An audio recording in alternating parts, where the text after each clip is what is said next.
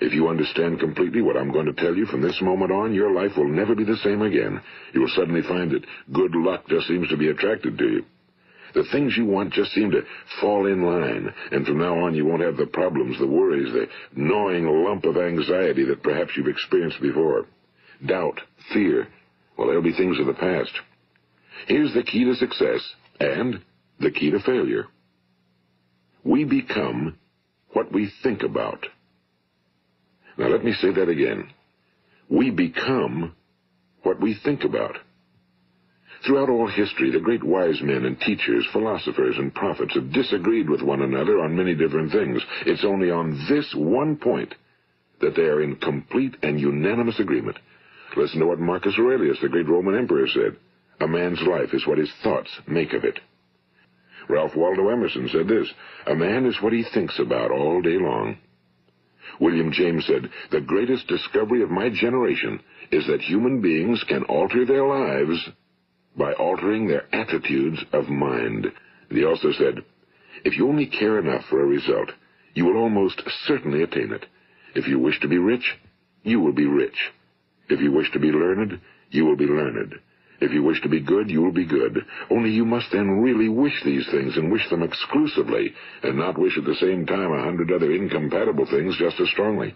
My old friend Dr. Norman Vincent Peale put it this way. This is one of the greatest laws in the universe. Fervently do I wish I had discovered it as a very young man. It dawned upon me much later in life, and I found it to be one of the greatest, if not my greatest discovery outside of my relationship to God. The great law, briefly and simply stated, is that if you think in negative terms, you will get negative results. If you think in positive terms, you will achieve positive results. That is the simple fact, he went on to say, which is at the basis of an astonishing law of prosperity and success. In 3 words, believe and succeed. George Bernard Shaw said, people are always blaming their circumstances for what they are. I don't believe in circumstances. The people who get on in this world are the people who get up and look for the circumstances they want, and if they can't find them, make them. We become what we think about. Now, it stands to reason that a person who's thinking about a concrete and worthwhile goal is going to reach it, because that's what he's thinking about, and we become what we think about.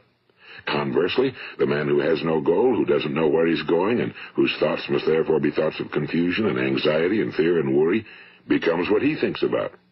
His life becomes one of frustration and fear and anxiety and worry. And if he thinks about nothing, he becomes nothing. Now, how does it work? Why do we become what we think about? Well, I'll tell you how it works as far as we know. Now, to do this, I want to tell you about a situation that parallels the human mind. Suppose a farmer has some land, and it's good fertile land. Now, the land gives the farmer a choice. He may plant in that land whatever he chooses. The land doesn't care. It's up to the farmer to make the decision. Now, remember, we're comparing the human mind with the land because the mind, like the land, doesn't care what you plant in it. It will return what you plant, but it doesn't care what you plant. Now, let's say that the farmer has 2 seeds in his hand. One is a seed of corn. The other is nightshade, a deadly poison. He digs 2 little holes in the earth, and he plants both seeds, one corn, the other nightshade. He covers up the holes, waters, and takes care of the land, and what will happen?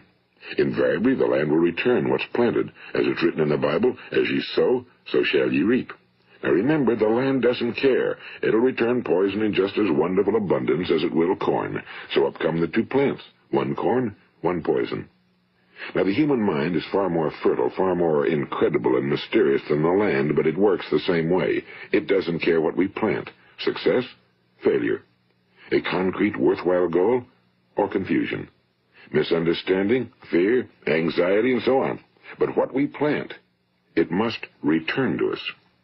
You see, the human mind is the last great unexplored continent on Earth. It contains riches beyond our wildest dreams. It will return anything we want to plant. Now, you might say, well, if that's true, why don't people use their minds more? Well, I think they figured out an answer to that one, too. Our mind comes as standard equipment at birth. It's free, and things that are given to us for nothing we place little value on. Things that we pay money for, we value.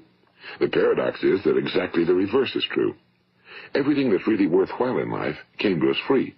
Our minds, our souls, our bodies, our hopes, our dreams, our ambitions, our intelligence, our love of family and children and friends and country, all these priceless possessions are free.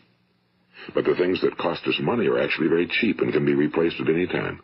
A good man can be completely wiped out and make another fortune. He can do that several times. Even if our home burns down, we can rebuild it. But the things we got for nothing, we can never replace. The human mind isn't used because we take it for granted. Familiarity breeds contempt. It can do any kind of job we assign to it, but generally speaking, we use it for little jobs instead of big, important ones. Universities have proved that most of us are operating on about 10% or less of our abilities.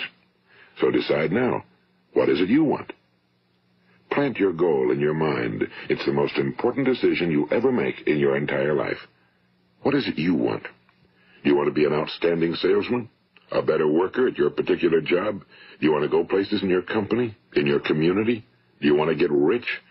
All you've got to do is plant that seed in your mind, care for it, work steadily toward your goal, and it will become a reality.